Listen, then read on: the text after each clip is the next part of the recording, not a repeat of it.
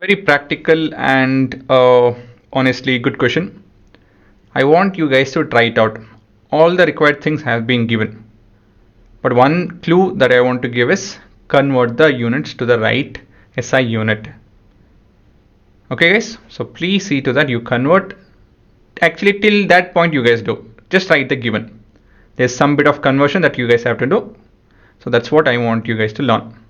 Okay, so in this question, let's start off by converting the required units, trying to understand the question on your own.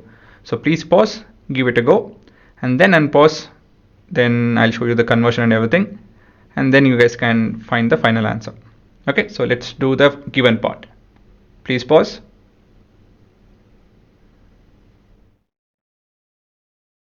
I hope you guys tried it. Let me start with the given. So what do we have? We are looking at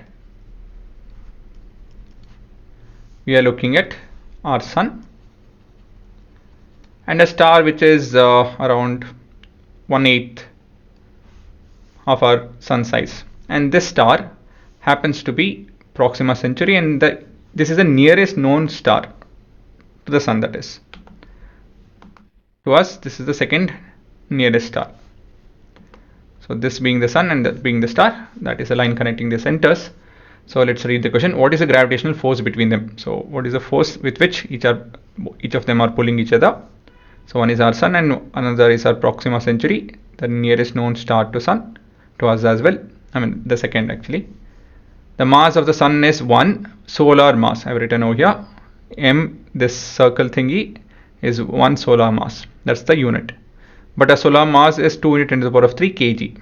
And mass of the Proxima Centauri is 0.12 solar mass. Distance between them is 4.3 light years. Light year I already converted to kilometer. You guys had to convert it to meters. I hope you guys did that. If not, you can do it now also. So these are the units that this is all the units that we need to convert. So let me start by writing this as 1 solar mass. This is 0.12 solar mass, and the distance between them is how much?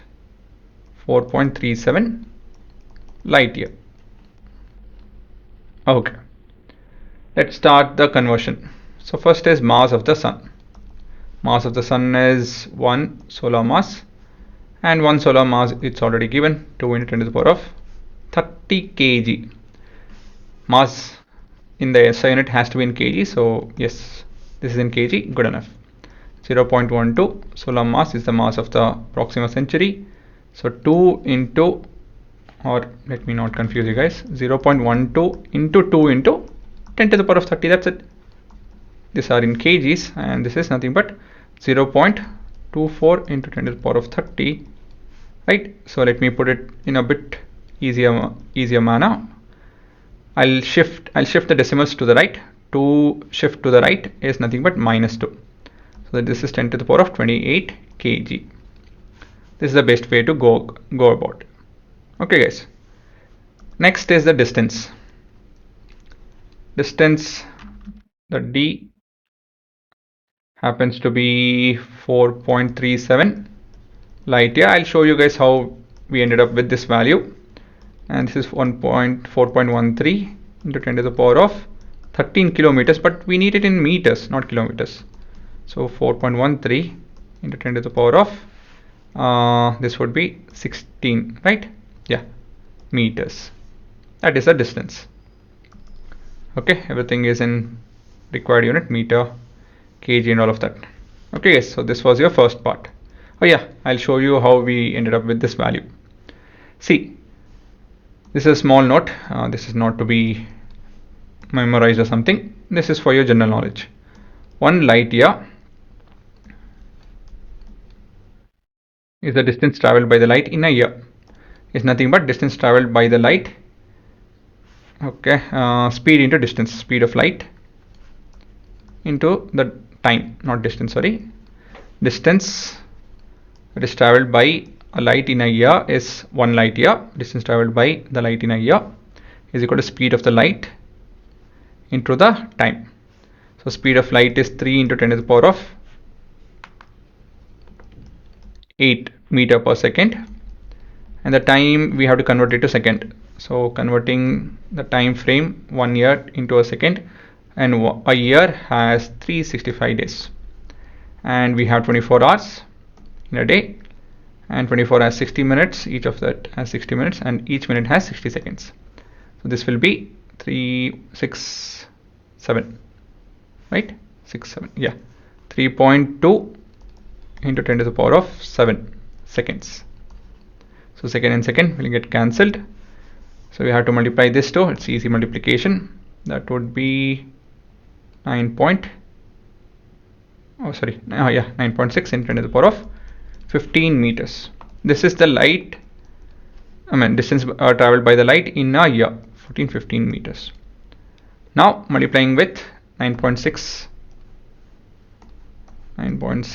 into 4.13, we will get, sorry, not 4.13, 4.37.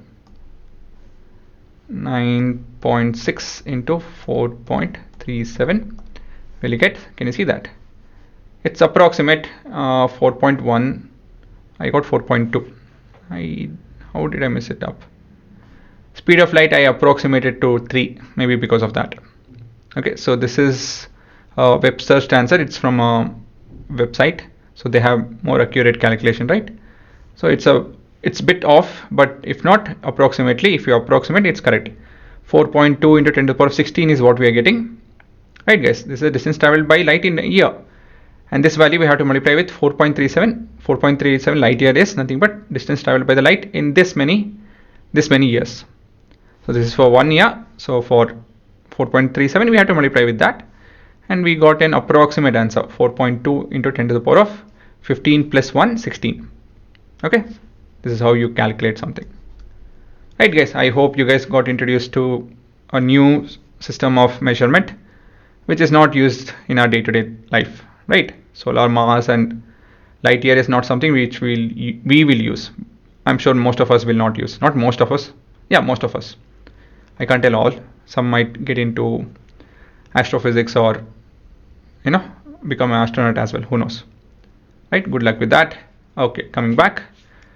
So we have the required values. Now all we have to do is, yes, calculate. Okay, now the working. So what is that we're going with? We're making use of, as per universal law of gravity, if you have to figure out the gravitational pull between two objects, we have to make use of the following formula.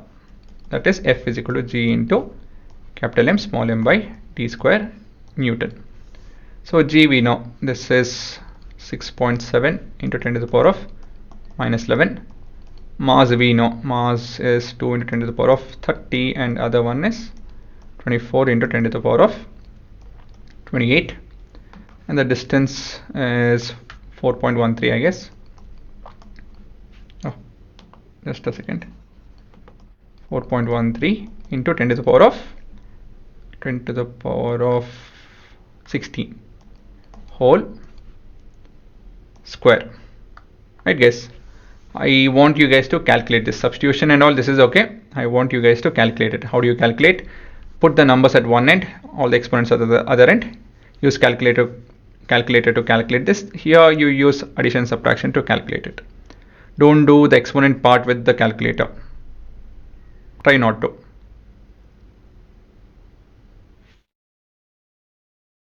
Okay, I hope you guys tried. This is 6.7 into 2 into 24 divided by 4.13 into 4.13. I'm okay for you guys to use the calculator over here. This is 10 to the power of minus 11 into 10 to the power of 30 into 10 to the power of 28 divided by 10 to the power of 32. Okay, 16 to 32, right? Now all I have to do is this. 6.7 into 2 into 24 divided by 4.13 divided by 4.13.